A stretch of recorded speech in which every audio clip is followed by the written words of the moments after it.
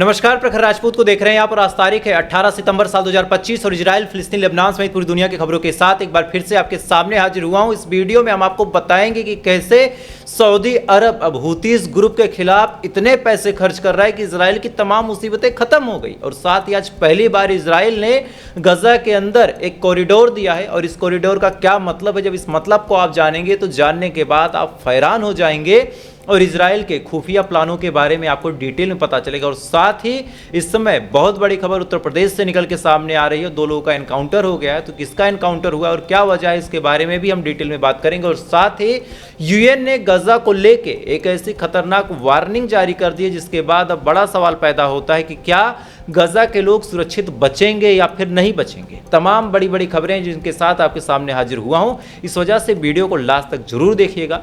Channel पे नए हैं तो वीडियो को लाइक करके चैनल को सब्सक्राइब करके अपना प्यार जरूर दे दीजिएगा। और साथ ही इजराइल और फिलिस्तीन की इस जंग में आप किसके साथ खड़े हैं, इजराइल के साथ या फिर फिलिस्तीन के साथ, एक बार मुझे कमेंट करके जरूर बता दीजिएगा। क्योंकि जब आप कमेंट करते हैं तो आपकी उंगलियां जब चलती हैं ना, तो वो उंगलियां दुआओं का काम करती है। तो आप कमेंट करते रहें, तब तक एक एक करके मैं आपको खबरें बताता हूं। लेकिन उससे पहले अच्छा, बहुत सारे लोग मुझसे पूछते हैं कि प्रखर भाई अपनी इनकम कैसे बढ़ाएं। तो आज आप लोगों को ऐसे शानदार ऐप से मिलवाने जा रहा हूं जो बाकायदा से भी रजिस्टर्ड भी है और पूरी इंडिया में बहुत तेजी के साथ वायरल भी हो रहा है। तो चलिए देखते हैं कि इस ऐप को यूज कैसे करना। तो सबसे पहले मैंने पिन डाला और पिन डाल के यहाँ पे लॉग इन कर लिया। लॉगिन करने के बाद बस फॉलो ट्रेंड पे क्लिक किया और ये आपको प्रॉफिटेबल ट्रेंड्स दिखाता है जो बाजार में चल रहा है, और उसके एक ही क्लिक में फॉलो भी कर सकते हैं। तो कितनी अच्छी बात है। अब आप सुनिए, आप यहाँ पे बहुत छोटे अमाउंट से भी इन्वेस्टमेंट कर सकते हैं। बड़े बड़े और जो ट्रेडिंग प्लेटफॉर्म है आपसे 2-3 गुना रकम मांगते हैं, लेकिन जो मार्केट वुल्फ है ये बेहद छोटे अमाउंट से आपसे इन्वेस्टमेंट करवा देगा। और इसका जो ब्रोकरेज है वो सबसे कम है, सबसे कम इसका ब्रोकरेज है। अब आप देखिए इसकी एक खासियत, इसमें इनबिल्ड स्टॉप लॉस फीचर भी है। इस फीचर का उपयोग का मतलब आप जानिए कि अगर आपने एक अमाउंट सेट कर दिया और आप ट्रेडिंग कर रहे हैं और आपका नुकसान इससे कम हो गया, तो ये अपने आप को वहीं रोक देगा और आपका घाटा नहीं लगने देगा। तो जाहिर सी बात है ये बेहद सिक्योर हो गया, आपका घाटा नहीं लगने वाला। और साथ ही अब आपको कुछ चीज़ें दिखाता हूँ। जैसे देखिए, मैंने प्रॉफिट ट्रेंड के हिसाब से मूव कर रहा था, मैंने स्टॉप ट्रेड पे क्लिक किया और बस 1306 रुपये का प्रॉफिट बुक हो गया इतने कम समय में। इधर वीडियो बना रहा हूँ, इधर 1306 रुपये का प्रॉफिट बुक हो गया। और अब आप देखिए, इनकी पूरी फैसिलिटी को आप केवल 99 रुपये में फ्री में यूज कर सकते हैं लाइफ टाइम। केवल 99। पूरी दुनिया के ऐप जो है और ज़्यादा चार्ज करते हैं। इधर आप देखिए, आप यहाँ सब कमोडिटीज यानी कि जो गोल्ड है, सिल्वर है, क्रूड ऑयल है, ये नेचुरल गैस है, इसमें भी आप आसानी से ट्रेड कर सकते हैं सुबह 9 बजे से रात के 12 बजे तक। मार्केट वुल्फ आपको फ्री रिकमेंडेशन भी देता है, यानी अगर आप किसी को रिकमेंड करते हैं, ये देखिए लोगों ने 28 तारीख को एक दिन में 11,850, जून में 70,468 और जुलाई में 59,696 का प्रॉफिट बुक किया। और इस प्रॉफिट पे मार्केट वुल्फ का कमीशन नहीं लगता, यानी जो रिकमेंडेशन वाला है इसमें मार्केट वुल्फ का कोई कमीशन नहीं लगे। मार्केट वुल्फ ऐप के 2 मिलियन प्लस डाउनलोड ऑलरेडी हो चुके हैं, तो देर किस बात की यार। लिंक डिस्क्रिप्शन में डाल दिया है, आप जाइए वहां से इसको डाउनलोड कीजिए और डाउनलोड करने के बाद दबा के ट्रेडिंग कीजिए और पैसे कमाइए। तो अब सबसे पहली खबर का रुख करते हैं और सबसे पहली खबर जो निकल के सामने आ रही है, ये खबर गजा के अंदर से आ रही है। गजा में लगातार इजराइल के जो हमले हैं वो तेज हो रहे हैं। गजा में लगातार लोगों को मारने का काम इजराइल कर रहा है, लेकिन इसी बीच कुछ अलग रिपोर्ट्स निकल के सामने आए जिसके बारे में आपको मैं बताता हूं। जैसे सबसे पहले इजराइल ने पहली बार वहां पे कॉरिडोर खोला है और इस कॉरिडोर का जो नाम है सलाह अल दिन। इस कॉरिडोर को खोलने का मतलब कि अब गजा के जो लोग हैं कहीं भी फ्रीली मूव कर सकते हैं। इजराइल उनको टच तक नहीं करेगा, इजराइल कोई हमला नहीं करेगा, ये जहां चाहे वहां जा सकते हैं। ये बाकायदा आईडीएफ की तरफ से बयान जारी किया गया और बाकायदा आईडीएफ ने कहा कि गजा के लोगों की सिक्योरिटी की जिम्मेदारी हमारी है। अब ये बात जब आप सुन रहे होंगे तो आपके जहन में एक सवाल आएगा कि अरे इजराइल इतना अच्छा हो गया कि गजा के लोगों के लिए कॉरिडोर खोल रहा है, जरूर यहाँ से कुछ मदद की चीज़ें जाएंगी, जरूर यहाँ से खाने पीने की चीज़ें जाएंगी और गजा के लोगों का जो मुस्तकबिल है अब थोड़ा सा संवर सकता है। लेकिन पूरी खबर जब आप सुनेंगे तो सुनने के बाद आप ताज्जुब में पड़ जाएंगे। दरअसल ये कॉरिडोर जो खोला गया है, इस कॉरिडोर का सिंपल सा मतलब है कि गजा के लोग अगर कहीं जाना चाहें गजा को छोड़ के तो इसी रास्ते से चले जाएं, नहीं तो आने वाला जो टाइम है वो बड़ा मुश्किल होगा। लगातार गजा के अंदर जो हमले हैं वो तेज हो रहे हैं। आज गजा के अंदर जब हमला हुआ तो 73 लोग एक जगह पे मारे गए, साथ ही अलग अलग जगहों से लोग भाग रहे हैं, इसके बारे में भी अलग अलग खबरें आ रही हैं। इस वजह से ज़्यादातर जो गजा के लोग हैं उनको नॉर्दर्न हिस्से में ढकेल दिया इजराइल ने, और यूएन ने अपना बयान जारी करते हुए कहा कि अगर गजा के लोगों को जिंदा रहना है तो गजा छोड़ के जाना पड़ेगा। क्यों? इसके पीछे वजह है। दरअसल इस कॉरिडोर के बाद एक बीच में खाली सड़क हो गई, आधा गाजा इधर हो गया, आधा गाजा इधर हो गया। इधर वाला जो गाजा है उसको इजराइल ने खराब कर दिया, खत्म कर दिया, एकदम समतल कर दिया, यहाँ कोई भी जिंदा नहीं बचा। अब बचता है ये वाला इलाका, नॉर्दर्न हिस्सा। इस हिस्से में इतने लोग कैद हैं, लेकिन कॉरिडोर बनने की वजह से अब यूएन ने साफ तौर पे कह दिया कि हमारा जितना भी कनेक्शन था वो तमाम कनेक्शन गजा से कट गया। यानी अब यूएन कोई भी खाना, कोई भी मदद वहाँ पे नहीं पहुँचा सकता, और इस वजह से अब इन लोगों को अपने जान की हिफाजत करनी है तो गजा छोड़ के जाना पड़ेगा। और यही वजह है कि आईडीएफ ने जानबूझ के इतना माहौल क्रिएट किया, उसके बाद कॉरिडोर बनाया, और कॉरिडोर बनाने के बाद साफ तौर पे कहा कि भाई जाना हो तो जाओ और हम तुम्हारी हिफाजत करेंगे, जाने में तुम्हें कोई दिक्कत नहीं होगी। अच्छा, ये तमाम बड़े बड़े ऑर्डर जब इन्होंने पास किए तब एक देश निकल के सामने आया जिसका नाम है जर्मनी। जर्मनी ने कहा कि गजा में जो जमीनी तौर पे ऑपरेशन इजराइल कर रहा है, इन ऑपरेशनों का इतना बड़ा नुकसान होगा कि गजा में कभी भी शांति नहीं आएगी और इजराइल कभी भी सुख और चैन के साथ नहीं रह सकता। ये बात जब जर्मनी ने बोली तो तमाम लोग खुश हो गए। आपने भी खबर सुनी, आप भी खुश हो गए कि देखो जर्मनी यहूदियों का दुश्मन भी था, आज जर्मनी गजा के हक में बातचीत कर रहा। लेकिन अब आप अगली खबर सुनिए, तब आपको पता चलेगा कि बोलने में, कहने में, सुनने में कितना अंतर है। आज पहले एक खबर आप सुनिए कि कतर में 50 मुस्लिम देश इकट्ठा हुए थे। 50 मुस्लिम देश, 50 मुस्लिम देश ये बातचीत करने में लगे हुए थे कि कतर के ऊपर जो हमला हुआ वो हमला कितना गलत है, उसके खिलाफ हम क्या कार्रवाई कर सकते हैं, क्या नाटो आर्मी बनानी चाहिए यहाँ पे, क्या तमाम मुस्लिम देशों को एकजुट हो जाना चाहिए। ये तमाम चीज़ सबने बोली। 50 देशों ने कहा कि इजराइल का जो हमला है वो गलत है, और 50 के 50 मुस्लिम देश थे, इसमें कोई और नहीं था। लेकिन इसके जस्ट बाद क्या हुआ कि 50 देशों ने बस इतना कह के वहाँ से अपने अपने जहाज़ों में अपने डिप्लोमेटों को बैठा के रवाना कर दिया, और सबने बस कहा कि भाई हमला गलत है, ऐसा हमला नहीं होना चाहिए। कोई भी ठोस कार्रवाई इजराइल के ऊपर नहीं हुई, ना ही इजराइल से, ना ही कतर से, ना ही वहाँ पे जितने और अरब कंट्रीज़ के देश उपलब्ध थे उनसे, ना ही पाकिस्तान से, ना ही इजिप्ट से, ना ही सऊदी अरब से, किसी ने चूं तक नहीं की। और चूं कहा कि वो आप जान लीजिए। एक अपडेट आपको बता रहा हूँ, इस अपडेट को सुनने के बाद आपका जो कलेजा है वो बैठ जाएगा। आज आप शर्मसार हो जाएंगे। खबर आप सुनिए। हुतीस ग्रुप ने लगातार इजराइल की नाक में दम कर रखा है। आज फिर हुतीस ग्रुप ने मिसाइलें दागी हैं। इन मिसाइलों का सबसे बड़ा इम्पैक्ट ये है कि इजराइल ने पहली बार कहा है कि सब लोग अपने मोबाइल में SOS ऑन करके रखें। कहीं से कोई भी मैसेज आता है तो फ़ौरन आप लोग शेल्टर होम में जाके छिप जाएं, चूँकि हुतीस के जो हमले हैं उनको हम इंटरसेप्ट करने में अभी तक फेल हो रहे हैं। ये बात हुतीस ग्रुप के मिसाइलों के बाद इजराइल ने बोली। बोलने के बाद सबको SOS जारी किया और कहा कि सब लोग छुप जाइए। अब अगली खबर आप सुनिए। यहाँ तक आपने सुना तो आपको कंफर्म तो हो गया कि इजराइल के लिए सबसे बड़ी खतरे की घंटी अगर कोई है तो वो हुतीस ग्रुप है। लेकिन अब आप सुनिए कि लाल सागर में हुतीस का जो आक्रमण है उसको रोकने के लिए तमाम देश इकट्ठा हो गए हैं, और इन तमाम देशों में 35 के करीब ऐसे देश हैं जो खास रोल अदा करेंगे। इनमें कौन है? सबसे पहला और सबसे इंपॉर्टेंट देश है सऊदी अरब। ध्यान दीजिएगा, सऊदी अरब।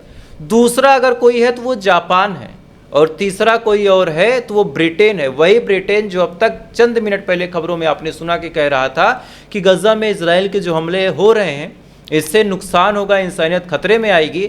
अब वही सऊदी अरब, वही ब्रिटेन, वही जापान, वही अमेरिका, वही ऑस्ट्रेलिया, ये तमाम लोग मिल के फंडिंग करेंगे। और कितना फंडिंग करेंगे आप सुनेंगे तो सुनने के बाद हैरान हो जाएंगे। कई करोड़ रुपए इन्होंने लगाने का ऐलान किया है। अकेले जो सऊदी अरब है वो $40 लाख के करीब खर्च करेगा हुतीस ग्रुप को खत्म करने के लिए।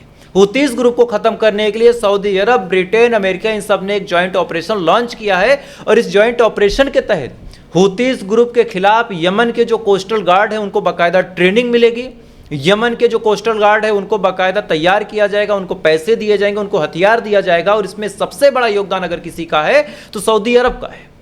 आप सोचिए जरा, अभी चंद मिनट पहले जो मैंने कहा था कि आप शर्मसार हो जाएंगे, आप हैरान परेशान हो जाएंगे, ये कोई टाइम था? इजराइल के जहाज को बंधक बना के रख लिया हुतीस ग्रुप ने। आलम ऐसा था कि इजराइल और आसपास के जितने देश थे उनको जाना होता था तो वो अफ्रीका के रास्ते घूम के जाते थे, लाल सागर से जाने की हिम्मत नहीं थी। लेकिन अब सऊदी अरब, ब्रिटेन ऑस्ट्रेलिया, अमेरिका, तमाम और देश, इन सब ने मिलकर ऐलान किया है कि वो बाकायदा तैयारी कर रहे हैं। कई करोड़ डॉलर के आसपास की जो रकम है उसको खर्च करेंगे। अकेले जो सऊदी अरब है वो 40 लाख डॉलर खर्च करेगा और इन सब का उद्देश्य हूतीस ग्रुप का सफाया होगा। यानी इजराइल के लिए तो वो मामला हो गया कि हींग लगे ना फिटकरी रंग चोखा, यानी ना एक पैसा इजराइल का गया, ना ही हमला करने की जरूरत है, ना ही ये परेशान होने की जरूरत है। सऊदी अरब, आसपास के और जो मुस्लिम कंट्रीज हैं वो चूंकि 35 देशों की लिस्ट है, सऊदी अरब हो गया, इधर ब्रिटेन जो इंसानियत की बात गाजा में कर रहा है वो ब्रिटेन, अमेरिका, जापान, ऑस्ट्रेलिया, ये तमाम देश मिलकर हूतीस ग्रुप को खत्म करने की तैयारी कर चुके हैं। इजराइल को कुछ नहीं करना। अब आप समझ लीजिए क्या मैं आपको समझाने की कोशिश कर रहा था। अच्छा, बहुत सारे मेरे सहकर्मी हैं, सहकर्मी का मतलब जो इजराइल फिलिस्तीन की खबरें बताते हैं, आप उनकी मानसिकता देखिए कि जहां सऊदी अरब की बुराई होती है, जहां ईरान की बुराई होती है, तो वो सिया सुन्नी देख के करते हैं। खबरें सुनाने वाला अगर सिया है तो ईरान की बुराई कभी नहीं कर सकता, खबरें सुनाने वाला अगर सुन्नी है तो सऊदी अरब की बुराई नहीं कर सकता। अगर आप इस फिरके में बटेंगे तो फिर इंसानियत की बात कब करेंगे? ये पत्रकारिता करने वाले लोगों से भी मेरा बड़ा सवाल है। देखिए, आप जब पत्रकारिता की कुर्सी पे बैठे तो चाटुकारिता और धर्मनिरपेक्षता अपना लें, चाटुकारिता छोड़ दें आप, और धर्म के मामले में आप पढ़े ना, धर्म मत मजहब से ऊपर उठ के बातचीत करें, तब तो चीज़ें आसान है, नहीं तो आपके लिए बड़ी मुश्किल हो जाएगी। खैर, अगली खबर का रुख करते हैं। अगली खबर निकल के सामने आ रही है गजा के हवाले से। एक कैंप है, एक रिफ्यूजी कैंप है गजा में। क्या हुआ आप जानिए, सती रिफ्यूजी कैंप। यहाँ पे आज इजराइल ने एयर स्ट्राइक की। इस एयर स्ट्राइक के बाद इस रिफ्यूजी कैंप में एक माँ और एक बच्चे थे, उनको मार दिया। पूरी दुनिया ने यह तमाशा देखा कि आज सती रिफ्यूजी कैंप में एक माँ और एक बच्चे को मार दिया, लेकिन पूरी दुनिया में किसी ने चूं तक नहीं की, किसी ने चूं तक नहीं की। और साथ ही अल-शिफा हॉस्पिटल, कोई और जगह नहीं, अल-शिफा हॉस्पिटल में आज हमला किया इजराइल की आर्मी ने, IDF ने, और वहां पे 13 लोगों को मार दिया। यानी सती जो रिफ्यूजी कैंप है, सती रिफ्यूजी कैंप, वहां पे एक माँ और उसके बच्चे को मारा। अल-शिफा हॉस्पिटल में 13 लोगों को मारा। अलग अलग जगहों पे हमला करके 76 से 77 लोगों को मारा। उसके बाद एक कॉरिडोर सलाह अल दिन दिया, कहा कि जिसको भागना है भाग जाओ, नहीं तो तुमको और बुरी तरीके से मारा जाएगा। UN ने ऑफिशियल तौर पे कह दिया कि नॉर्दर्न जो गाजा का हिस्सा है वहाँ पे मदद नहीं पहुँचाई जा सकती, वहाँ पे हम कुछ भी करने में सक्षम नहीं है। इस वजह से आप लोग अपनी मदद खुद देख लें। UN ने भी वार्निंग दे दी। यानी इनका जो मिला गुला संगम है, उनका एकमात्र उद्देश्य ये है कि जितने गजा में लोग रह रहे हैं उनको इतना डरा दो कि वो भाग जाए। अच्छा, भागने को मजबूर भी वो लोग हो रहे हैं, हज़ारों लाखों की तादाद में वो लोग जा रहे हैं। लेकिन इससे भी बड़ी और अजीबोगरीब खबर ये है कि गजा के लोग तो भाग रहे हैं, इजराइल में भी लोग भाग रहे हैं। एक रिपोर्ट निकल के सामने आई है कि जब से जंग का आगाज हुआ तब से लगभग 69,000 के करीब लोग ऐसे हैं जो इजराइल को छोड़ के जा चुके हैं, और 25,000 उनमें से ऐसे हैं जो वापस आए हैं। यानी एक मोटा मोटी आप मान के चलें तो 50,000 के करीब जो लोग हैं, 50 से 52,000 के करीब जो लोग हैं, वो इजराइल को छोड़ के गए तो, लेकिन वो लौट के नहीं आए, क्योंकि उनको पता है कि इजराइल में रहना अब खतरों से खाली नहीं है, और अगर आप इजराइल में रहते हैं तो आपकी ज़िंदगी कब दांव पे लग जाए कुछ कहा नहीं जा सकता। खैर, क्या ही बोला जाए। अगली खबर का रुख करते हैं। अगली खबर आपको मध्य प्रदेश की बताऊंगा, और इस खबर को जब आप सुनेंगे तो सुनने के बाद हंसेंगे, और खबर बाद में बताऊंगा, पहले आप वीडियो देख लीजिए। लेकिन हम लोग कैसे लगाएंगे, और ध्यान रखना एक एक बात पे रिस्पांस होना चाहिए। ताली कैसे बजनी चाहिए और तालियों की गड़गड़ाहट से स्वागत कैसे होना चाहिए। मोदी जी का जब मंच पे लोग कहेंगे कि मोदी जी अब मंच पर आने वाले हैं, एंकर बोलेगा, तालियां बजना शुरू हो जाएंगी और मोदी मोदी का नारा शुरू। जरा ताली बजाइए, ताली कैसे बजाते हैं आप लोग? अभी मजा नहीं आई, कुछ लोग बजा रहे हैं, कुछ लोग नहीं बजा रहे हैं। जरा जोरदार तालियां, 5 मिनट की तालियां देखिए कैसे बजाते हैं। जोरदार तालियों के साथ स्वागत होना चाहिए। उसके बाद मोदी जी का नारा कैसे लगेगा। नारा मता लो, नारे के 2 तरीके हैं। एक तो एंकर, अरे नारा तो दिल से निकलता है, नारा तो अपने आप से निकलता है, फिर आप शुरू हो जाना। अब बदनावर में इतनी ताकत है कि जब आप बोलना शुरू करोगे तो बाकी तो बोलना शुरू ही कर देंगे। तो हमको आपको मोदी मोदी करना है। अब जरा 2 बोल के दिखाइए, मैं डायरेक्शन नहीं दूंगा, आप अपने आप से जरा नारा करके दिखाइए, बोलिए।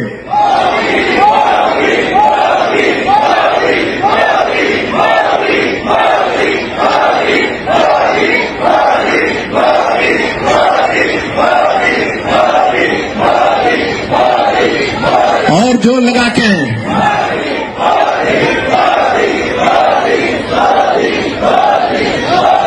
इस वीडियो में आप देख सकते हैं कि कैसे एक भाई साहब ट्रेनिंग दे रहे हैं और ये वीडियो किसी और ने शेयर नहीं किया।